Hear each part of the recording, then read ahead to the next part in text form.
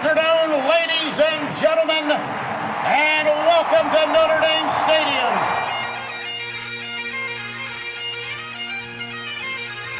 Zibikowski trying to get to the outside. He has blockers in front. Tom Zibikowski, along the beat, shakes him off to the 5 and touchdown. And now it is down. It is over. And the Irish have knocked off #1 Clemson. Brady Quinn looking, pump fakes, he rolls to the near side, throws it, it's caught by Samaja, inside the 20, inside the 10, he's going in, Notre Dame has scored! Jones is the back, he's got it again, and Jones a lot of room, Tony Jones makes a cut, gets a block, and scores! Is that the play that will seal the playoff bid for Fighting Irish? What's up, and welcome to Central Saturday. I'm Tyler Rojek. I'm here with Luke Smith, and today we're going to preview Notre Dame's first home game of the 2022 season as the Irish are set to host the Marshall Thundering Herd on Saturday afternoon. If you're watching on YouTube, please like the video below and subscribe to the channel. And if you're listening to the podcast, please subscribe, rate, and review there as well. Thank you to everyone who's done that already, and if you haven't, I mean, what the hell is your problem, man? Or woman. Shout out to the female listeners out there, all 6 of you maybe. All right, last time we recorded an episode, it was Sunday morning after another disappointing loss, and admittedly, the vibes were not very high at the time.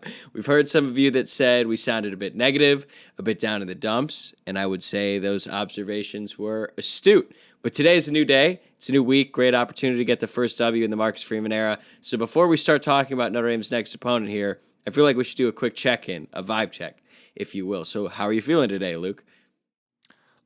All right, so I'm going to refrain from saying the F word in this podcast. Upon listening back on it, said it a couple times in the last one. We need you to be authentic, though. Yeah, that's fine, but I can still, express the validity of my points without vulgarity. So that's what I'm shooting for today. I'm proud of you. It's a big step up. All right, so it's been a few days here. Now that you've had some time to think about that game Saturday night, I feel like now's a good opportunity to sort of close the book on it before we move on. Is there anything you want to discuss about that game before we move on to Marshall? I think just a couple quick things. The defense played very well, and I'll leave it at that. I also think it's very okay to be upset about the fact that we lost another big showcase, big-time game. So, it's not wrong to be upset about that. We need to start winning those games. At the same time, I'm not going to let that dictate my mood on the rest of the season, even though it may have seemed otherwise the other day. So it all starts on Saturday in South Bend against Marshall. But, I'm not going to let that dictate how I feel where this team can go from here. At the same time, don't feel bad if you're upset about how Saturday night went. Yeah, I totally understand fans being upset about that game, and particularly about the offense, which is sort of what I want to get to here. I actually thought the fan reaction surrounding Tommy Rees and sort of the anger directed at him might die off a little bit after the game. And it just didn't really happen. Now in retrospect, it was pretty dumb to think that those fans would cool off. And look, I'm not going to try and convince you that he called a great game, because at the end of the day, 10 points on, 253 yards of total offense, it's not going to cut it. Now, I would point out that the best player on the offensive line wasn't playing, and the rest of the group didn't execute, and that caused a lot of problems to go along with the lack of playmakers on the outside. Redshirt freshman, quarterback, all these things might be true, but I get it. I'm not going to say, hey, this is why Rees actually did a good job on Saturday, because if you want to be playing among the elites in college football, those excuses aren't going to cut it. What I am going to say, though, is I have full faith in Tommy Rees to right the ship here. It might not happen right away, to be honest. There's definitely a world in which it takes Notre Dame a few weeks to sort of right the ship on offense until Jarrett Patterson comes back to the line and that group has some time working together, get things going in the right direction there. But can we make it through one game without trying to fire the entire coaching staff? And I would have thought another thing, too, going back to what I was saying earlier, where I thought the fan reaction would die off. When Marcus Freeman said in his press conference that he's the one who told Rees, hey, you got to bleed clock, you got to limit Ohio State's possessions, no turnovers, all that. Clearly an order from the top, that didn't seem to matter. And I really just wanted to take this opportunity to definitively say that as bad as it looked on Saturday night, that's probably going to be either the toughest or second toughest test for that offense all season. And I really have faith in Tommy to right the ship. That actually would have been a really good thing for us to add into our preseason awards is which comes first, fans calling for Freeman's job or Rees's job? Because I think that was a missed opportunity for us. Yeah, predicting like the most obvious headlines. Because the one with Freeman at one point, whenever he has a bad loss or Notre Dame has a disappointing loss or whatever, someone who's going to be the person who writes, does Marcus Freeman spend too much time recruiting? And it's all of a sudden negative. That's coming. Yeah, no, I mean, I'm shocked it didn't come already. Although if you listen to some people, I mean, I will give some people in the national media credit. They were like, all right, Notre Dame actually, this is okay for them. And if you see how Freeman's recruiting, just give him some time, which is fine to see. The fan base does not feel that way, I know. But still, you're right. The vitriol was much more pointed at Rees. And, I mean, I said it. I don't really know what I said on our podcast on Sunday. I don't really think I called him out at all because I didn't really feel that strongly about how he called the game. I think I made it clear that I felt like he was handicapped by his resources at wide receiver and how poorly the line played. Now, some people might argue that the line standard is his standard and that's on him. But listen, I'm not ready to call that guy out by any means. Like, can we just go back to the fact that 6 months ago, people were like, oh my God, thank God this guy's staying. Like, fuck Brian Kelly, like whatever, all that's, I just said the F word. I was going to see if you recognize. Anyways, but you know what I'm saying. Like, people were saying that. Those aren't my words. That's a quote. Anyways, like, just give it some time. There's no reason to really get that upset about any of this. And yeah, like I said, it's okay to be upset about the game, but if you're really going to go at Tommy Rees like that, like, I don't think you watched the game that closely. That's all I'm going to say. Well, I think that's the thing is the easiest thing to do when things go bad is to just blame the play caller, like call better plays. It's very easy to say. And don't get me wrong. Call the plays that score touchdowns. Yeah. And don't get me wrong. Like sometimes, hell, Brian Van Gorder, you didn't really need to be a football mastermind. This isn't Brian Ferentz we're dealing with. All right. Yeah. Like, come on, like relax a little bit. Yeah. Notre Dame at least was able to move the ball against, not just a non-FCS school, but maybe one of the three best teams in the country. Sort of what I go back to is like, it didn't look great. I think back to 2020 when Tommy Rees's offense picked apart a Brent Venables-led defense the first time around. Second time, Venables got the better of him. It happens. He's probably, if not the best defensive mind in college football, he's certainly up there at the top. And it might be cliche to say or just annoying to some fans, but there's a reason that Marcus Freeman wouldn't have taken the job if Tommy Rees had either gone to LSU or if he had gone to take another job. Like Marcus Freeman, his number one priority was keeping Rees. There's a reason for that. People like Sean McVay, maybe the smartest offensive mind in football right now, he went out of his way to admire Rees's ability during a press conference. You've got Mario Cristobal, who wanted to hire Tommy Rees instead of Josh Gaddis, who, by the way, is the reigning Broyles Award winner for the top assistant in college football. So, look, Saturday wasn't great. I'm not going to, say, here's why you're wrong. No, I get it. He had a bad game. It happens. But I'm saying in these situations, you got to put your trust into people who know a hell of a lot more about football than you and I do and all the listeners. So, I just think it might take a little bit of time, but when Notre Dame is 9-1, 10-1, competing for a playoff spot in November, Tommy Rees is going to be a big reason why. And now, Pearl Jam. I'm kidding. We're going into smatterates. This episode is sponsored by Hoss Company, a lifestyle brand that's about being the best version of yourself. Be the Hoss. The Hoss lives life without reservations, without doubt, and ready to answer the call each and every day. Please be sure to check out their website at bethehoss.com and use promo code SONS, that's SONS, for 15% off on your next order.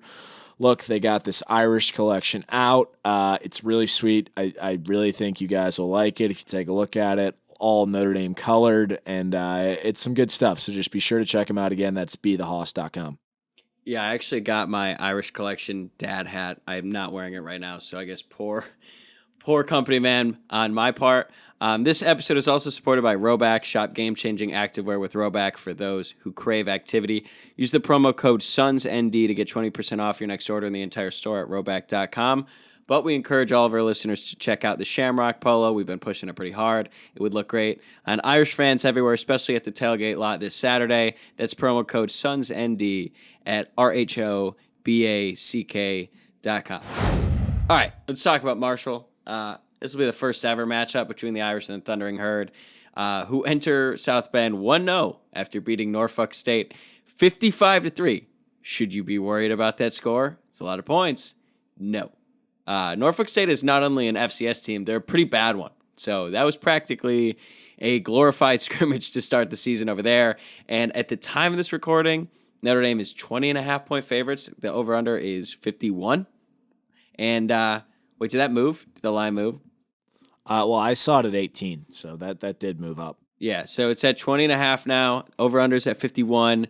So Vegas is basically projecting something close to a 35-14 victory for the Irish. How do you feel about that, Luke? What do you know about Marshall going into this one? I know that they gave us Kane Madden, who was one of their best players for the last 10 years, and he was whatever for the Irish. I know that their Preseason All-American. I know that their old quarterback just lost to Old Dominion last week at Virginia Tech. So, and he throws a lot of picks. And other than that, I know they started 7-0 a couple years ago. That's pretty much it. I don't really care what Marshall's personnel looks like, but I'm sure we can get into it a little bit. Yeah, I think we talked about this in the preseason, like full 2022 season preview. Marshall is without their best player, Rasheen Ali. I probably would have given this game the Toledo game award for just a game where Notre Dame has far superior talent, but it comes down to the wire for a multitude of reasons. But without Ali, I don't really think they have any chance of pulling this one out. He was a stud. He was like a freshman All-American last year, led the country with 25 touchdowns. His replacement is pretty interesting. His replacement's name is Kalen LeBourne. At one point, LeBourne was a 5-star prospect, and he started his career at Florida State. Then he got suspended a couple times, and he ultimately got dismissed from the team in 2020 for a violation of team rules. So I pose the question to you.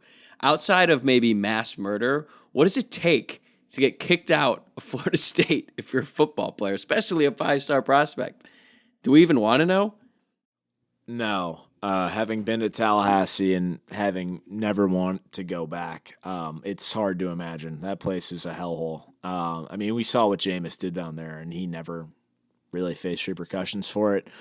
Did this guy end up on Last Chance U? I don't know. I think he was supposed to go to a JUCO, and then it didn't work out, and then he ended up at Marshall. Maybe he's trying to take the Randy Moss route, but I don't think Moss ever actually stepped foot on campus at Florida State as a student.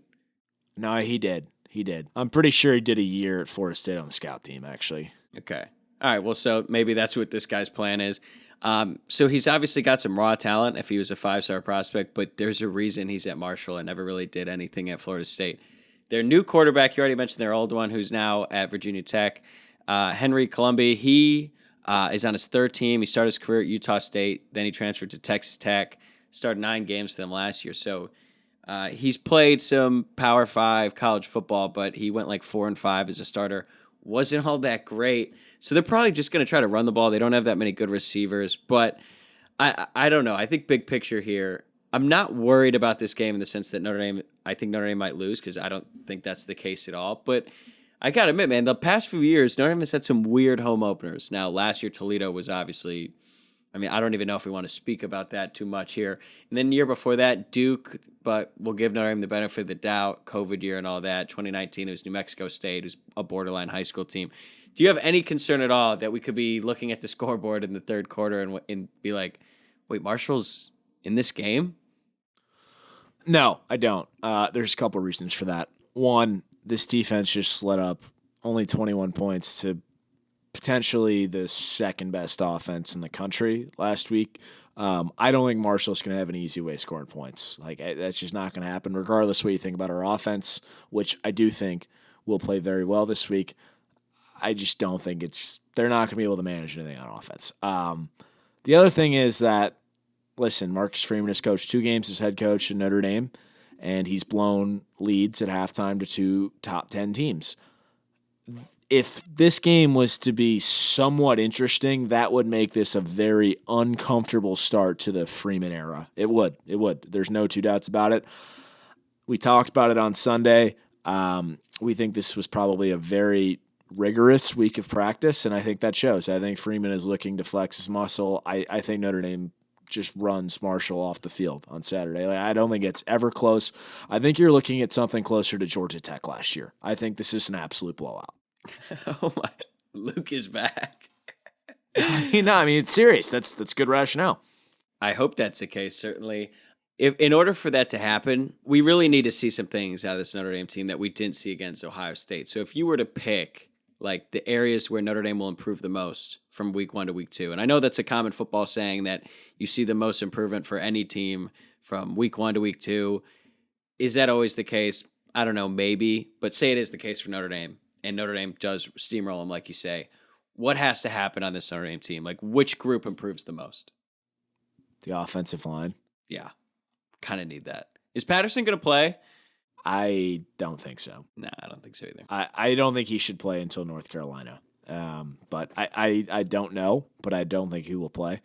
But listen, it doesn't matter. Like, it's Marshall. Okay, just dominate these guys. It's pretty much all you got to do up front. You got to be able to run the ball, and with that comes time for Tyler Buchner. I actually think that the reviews from people that actually follow the sport, in the national media, were pretty high on Tyler Buchner, at least for a start. And I agree. Like, he did a lot, even though he wasn't given a ton of help. I think you give him a little bit of time today, we'll really see some cool stuff out of him. He'll be able to spread the ball around the field. And I think that offense will look a lot different than it did in Ohio last week. Yeah, I feel like most people who watch it, especially those who weren't Notre Dame fans, Notre Dame fans are going to be a little bit more critical than most. We know that that's not anything new. But yeah, I feel like the overwhelming sentiment was that Buchner, he didn't blow anyone away with his game on Saturday, but it really shouldn't be understated like how difficult of a situation that was for Buchner. Or maybe a better way to phrase it is how many other quarterbacks in his position would have completely just crumbled under that kind of pressure in that environment. What was it? 10.5 million people watching that game. However many people, like big time celebrities, right there, and he came out 8 for 8. Exactly. Can we actually? This is a very brief interjection, and it's very different. We talked about the star power at that game that night with LeBron James and all that stuff. Did you know that they honored Joe Burrow at that game? What do you mean they honored him? Like did he come out? Because I thought it was the 2002 20th anniversary thing. From people that I talked to who were at that game, they barely did anything to honor the 2002 team. They honored a bunch of people, which some of them actually went to Ohio State. Evan Turner's a good example. But they honored Joe Burrow on the field. God knows why. And they also honored Andre Iguodala. What connection does he have to Ohio State? Wait, what? Yeah. Oh, and I'm getting research on this right now. What could you possibly do? What are we missing? I don't think he's from Ohio. No, he went to Arizona. He was at the game with LeBron and Jason Tatum and all those guys. He was with all those NBA guys on the sideline. I talked to people who were at the game. They said they honored Andre Iguodala. He's from Springfield, Illinois. Yeah, exactly. Yeah, him and what's his name? That boy Sean Livingston. Yeah, but I don't know why the hell they did that. But anyways, I just kind of needed to throw a random aside to that because when I heard that, I was like, what the hell were they doing at this game? But with that, there's a lot going on as a first time starting quarterback. It's the Andre Iguodala Finals MVP. Wow. I mean, when you put it in that light, all of a sudden, I think Buchner's game is even better. Oh, my God. Yeah, and by the way, Bronny James today posted a picture with the Ohio State gear on saying not committed. Not committed, but though. But he did just do an unofficial visit to Ohio State. So there's that. Yeah, there's certainly a lot going on in that stadium around the game. Okay, we got to get an official ruling on the Joe Burrow thing. I'm pretty sure Burrow does have a degree from Ohio State. I'm pretty sure he got his undergraduate degree. I think you're right. Technically, I think you're right because he did 2 years at LSU, and guys that enroll in the summer probably graduate in 3.5 years. So that makes sense. But you can't claim the Joe Burrow that we know of today when he never really played any meaningful snaps at Ohio State. That's my official By the take. way, you were the guy that told me like 3 years ago that you had a family friend close to the Ohio State program who thought he was better than Dwayne Haskins. So It's true. It was pretty split. Basically, the family friend, he's like a film operator. He was there at all the practices. He even got like a ring when they won the Fiesta Bowl. So he was very involved with the team. And we talked before Burrow was even good at LSU. I think he was just average. It was his first season there. Yeah. And he told me like there was a lot of people who thought Burrow should have started. And then I think Burrow broke his hand or something. He had an injury and that sent him back. And then, I mean, Dwayne Haskins had one hell of a season that year. So at the time, no one was really like, wow, we should have kept Burrow. But now I think it's pretty clear they made the wrong choice there. All right, let's get back on track here. Where even were we? yeah, we were talking about Tyler Buchner. Yeah. There's this clip that's been going around on Twitter and stuff where they showed this play that Notre Dame ran where they had two H-backs and Buchner runs a read option. And during the game, it was like, okay, that's a decent run. He got like 7 or 8 yards. And then when you see the aerial view of it and you see the all-22 and you see Kevin Bauman just a little bit late on a block, if he makes that, Buchner probably turns the corner, and that's a huge gain. The athletes in the field against Marshall are going to be just a little different than what he saw against Ohio State. So I think Buchner, as the elite runner that we saw last year, will be back on Saturday. Yeah, and wasn't there something that like he may have tweaked his ankle on Saturday, and he kind of brushed it off. Yeah, he did.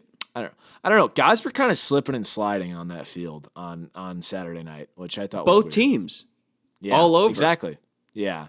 So I mean, it's not Soldier Field, but it did not look that great there that night. Or like Notre Dame Stadium in November pre-turf. Remember those days when by the end of the season, or even in October. Yeah, hell, yeah. Late September, that field would just get so torn up, and it was just a pain to watch some of these guys. So we've talked a little bit about what we're hoping to see from Notre Dame here. Can you give me a score prediction? Although I think I kind of know where you're going with this. So I don't want to go too outrageous here because, like, I know I said last week, like, put up 60, but like that's asking a lot from an offense that put up less than 300 yards That of offense. has last 4 week. healthy scholarship receivers. Yeah, but I think what I am going to say is I'm going to say like 42-6. Like I do not think Marshall is going to be able to move the ball. Like if they are, okay, I know you mentioned the running back who's at one time was a very highly touted prospect. We saw what this defense did, and I hope that defensive line is pissed off after honestly a kind of underwhelming performance that we saw last Saturday night. And I thought that Greg Flamong, our good friend, he made this comment to us offline. Like, one of the most disappointing things about Saturday night is that the secondary, who probably had the most questions, actually did their job against Ohio State very well. And it was sort of the other groups of the defense, although I don't think he really meant the linebackers. He really meant the defensive line, who did not really follow up with that. And I would hope that they have a chip on their shoulder going into this, and they're going up against a group that they are far superior to. So I really hope that we see, 6-7 sacks on Saturday. Like, just get after the quarterback, a lot of tackles for loss, and I hope Marshall is not able to move the ball against their defense. I would be pretty surprised if Marshall has any sort of sustained drives. I could see a scenario, though, where Al Golden tries to dial it up a little bit, be more aggressive than they were against Ohio State, minus that double safety blitz that we've talked about it, everyone's talked about it. Let's just move on for that. But you get my point here. I could see where like they're a little bit aggressive, maybe let up a big play here or there, which leads to some points. But you're right. If Marshall's moving the ball consistently, then I don't even know what to make this team. If they can shut down Ohio State for the greater portion of that game and then all of a sudden give up to Marshall. Don't think that's going to happen here. I'm going to go 31-10. I think Notre Dame covers and they make some progress offensively, but I still think it's going to take a little bit of time with the line just to get things figured out. We bring up that Liam Eichenberg quote all the time where he says it takes a few games for the line to really get settled. Now, this is against a team that's much inferior to them, so they're going to be able to move the ball, but I don't think we're going to get to a point where we're just lighting teams up on offense, kind of like how Notre Dame did at the end of last season where the offense is really clicking. So I think it might take some time, but the defense is going to shut them down for the majority of the game. And I think Notre Dame gets cover. Cover Dame is back. Cover Dame was in a little bit of jeopardy there at the end of last week. Were you sweating that out at all? A little bit, and then I saw what Ohio State did on the first 2 plays, and I felt okay. But yeah, a little bit for a minute. Yeah, shout out John Sott. Low key, saved that cover for a lot of people because he had a boot on that. Hopefully we don't see nearly as much as John saw. Did you see he was cramping up? I saw a quote from Freeman about that. I didn't really look into it, but I did see that, yeah. Is there a greater indictment on an offensive performance than when your punter starts cramping? Yeah, probably not. Probably not. Well, all I know is that Ben Turk and Jeff Price were big Pilates guys back in the day, so they were never cramping because they had all that flexibility. So maybe Sot should look into some Pilates. I was not expecting the Ben Turks reference, but that's good to know. One thing I really want to see is our stars actually play like stars, kind of like what you were saying with the defensive line. Like, Foskey decided to come back. I mean, every game is worth a lot of money to him at this point. Like, I feel like his draft stock, especially after that performance last Saturday, probably took a little bit of a hit. Now, this is like a stat padding game. Like, you kind of need, this is like when Ian Book threw for like 6 TDs or whatever against Bowling Green. Maybe not to that extent, but kind of need a big bounce back game from Foskey here. I think we'll see it. I don't think there's anyone on the field for Marshall that's going to be able to hang with Michael Mayer either. So I'd expect some big games out of those two. And kind of just really need to see that. I'm not saying Mayer didn't play well because he played as well as he could given the situation, and he's being double teamed every play and was still the leading receiver and all that. But are your expectations for those guys? Like, do you think there's going to be one guy that really stands out? I don't know if I have one guy in mind, but I would definitely expect to see Foskey have a much better game than he did against Ohio State. And I don't know. I guess I'm always like kind of cautious about when you hear all this stuff coming into a season, especially that first game. Just sometimes things don't live up to how we expect them to meet. But I would expect him and Jason Admiola to have much better games than they did last weekend. I'm not going to say anything about Mayer because he was totally fine the way I saw it. I just mean he's going to have like 100+ receiving yards, maybe 2 TDs. Like, I think he's going to go off. And like last week he did well. Right.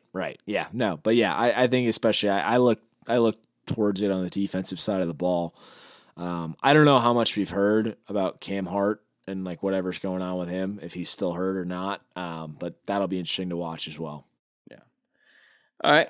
That's all I got on Marshall. Moving on. Let's go outside of Notre Dame a little bit. This year, we're going to talk a little bit on these preview episodes about, what excites us about what's going on in the college football world, because as much as we love Notre Dame, I think we both love this sport too. On Saturdays now with work, I'm watching like a ridiculous amount of games.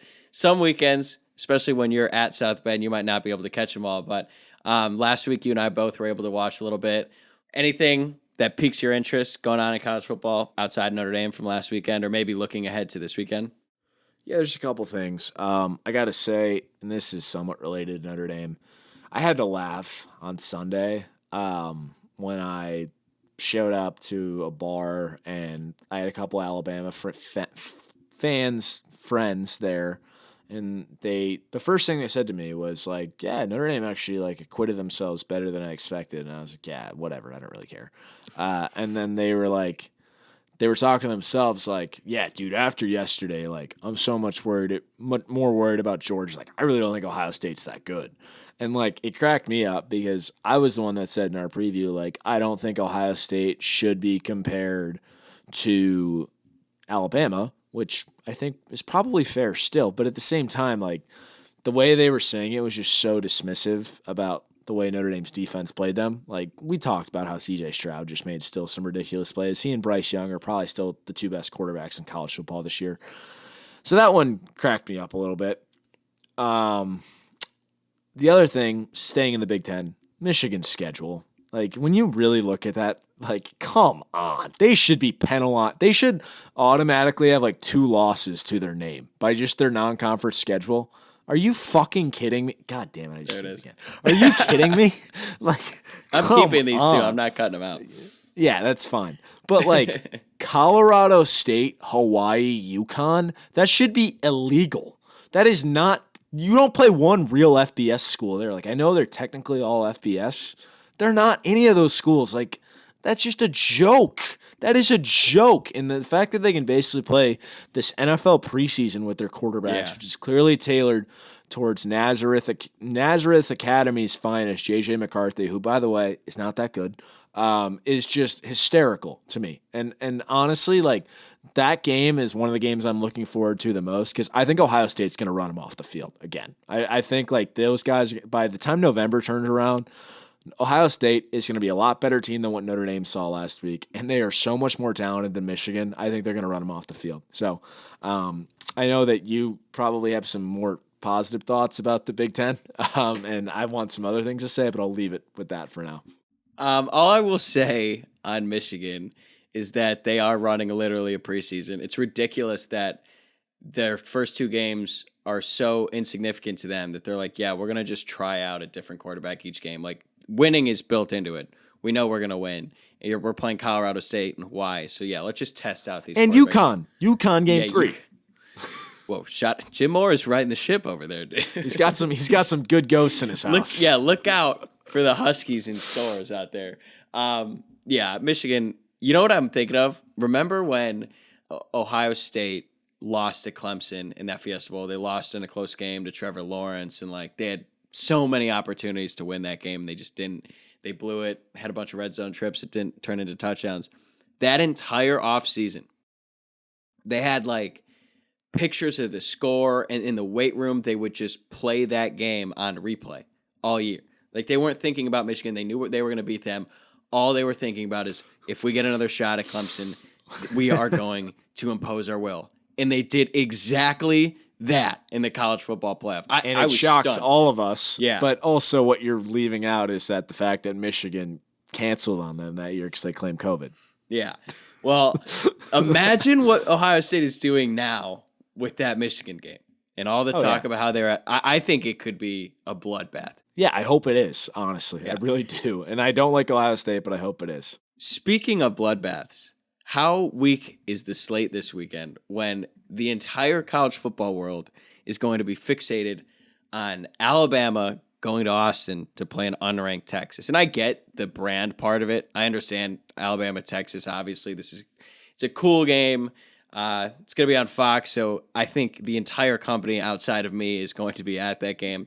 Definitely not bitter about it, whatever. Anyway, the spread is 20.5. It should be higher. It should be 28, at least. Yeah, 100%. Texas blows. Like, they are not good. And the fact that it took Quinn Ewers that long to clean that job, like, just says all you need to know about that program, to be honest. They lost one of their best receivers in the preseason. Obviously, everybody knows about Bijan Robinson, but I think that's going to be a bloodbath. I got some buddies that are going to be down at that game, including some Texas fans, and they know it at least. Like, they don't have any delusions, so that's good at least. But yeah, you're right. This week it's really not that promising. Did have a pretty good week 1. Yeah, really good week 1. Yeah, the other thing Florida I wanted was awesome. Yeah, speaking of which, that's one of the things I'm looking forward to the most about this year is the world's largest outdoor cocktail party. When Anthony Richardson plays against Georgia, listen, I'm not that sold about Florida's receivers yet. I don't really know who they have. They have some decent running backs. It might not matter because, like, you heard some people this week call Anthony Richardson, like, Cam Newton light. Like, just from watching those highlights, they don't seem that out there. Like, dude, that guy was built in a freaking lab. Just the way he can accelerate, and everybody's seen the video of him doing backflips with a helmet on. Like, that is a special kind of athlete who also has just a missile for an arm. Now, unfortunately, that's how Georgia's entire defense is made. So that's going to be a really interesting matchup. Like, Georgia, I'm sure, will win that game, but I'm just very excited. And when that happens, which I think is probably in October, that'll be fun to watch just because of the sheer caliber of athletes on the field. Yeah, that's sort of how I feel about that game as well, because I know what Georgia did to Oregon is like a felony in most states. I mean, dear God. But did you watch the end of that game, by the way? No, I stopped watching after halftime. So, all right. So the only reason I watched it is, so when I was at this wedding on Saturday, like, the side room was where the TVs were. And I was like about ready. I was in this wedding party. So I was about ready to like walk out to the main room, and they had the game on. And Oregon drove on their last drive. They were within the 10-yard line, and they're down 49-3.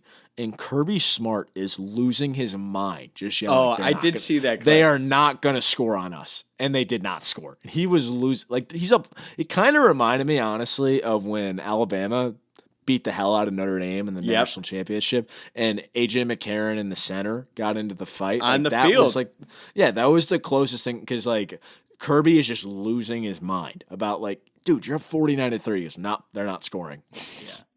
I mean, that's the sort of mindset that sort of gets you to where Alabama is right now. Like, it makes sense. Bryce Young had that unbelievable touchdown pass, and he did the finger roll celebration, then he immediately saw Saban, and Saban's, like, picking him apart because of an incompletion he threw, like, 4 plays ago.